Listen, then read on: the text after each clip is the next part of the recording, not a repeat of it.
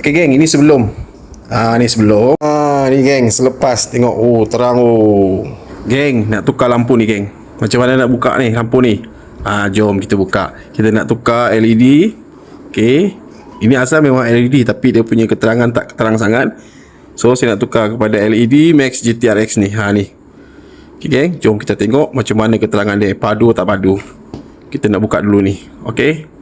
Nak buka ni senang je. Jom. Let's go. Okay geng, kedudukan mentol tu kat mana? Okay, yang ini signal.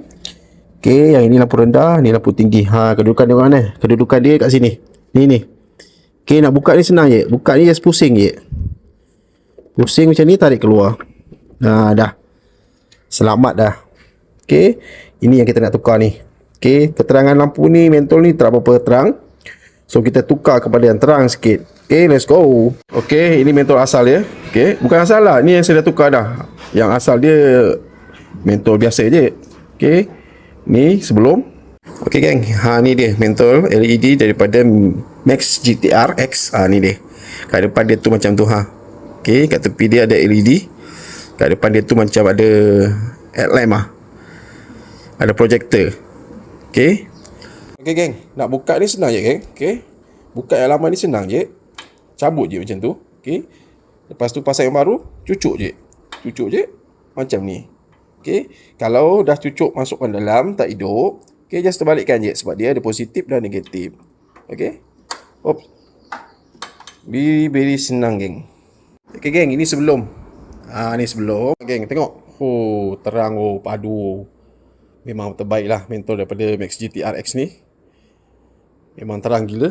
Okay geng, nak pasang dia senang je. Okay, nampak tak tu? Ada 4 gigi ni, dia punya ni. Okay, masukkan tu. Mana lubang tu? Sekejap. Tadi tak fokus pula. Okay, masuk macam tu je. Okay, pusing-pusing je macam tu. Pusing-pusing je. Dah masuk. Pusing dia. Bop. Macam ni lock dia, pusing. Dah. So, settle job kita. Ini sebelum. Geng, ni selepas. Macam mana? Terang tak? Oh. Ini pagi. Kalau malam lagilah terang. Okay geng, so siapa nak sekarang? Siapa nak boleh check dekat link ataupun dekat beg kuning. Check out sekarang. Bye bye.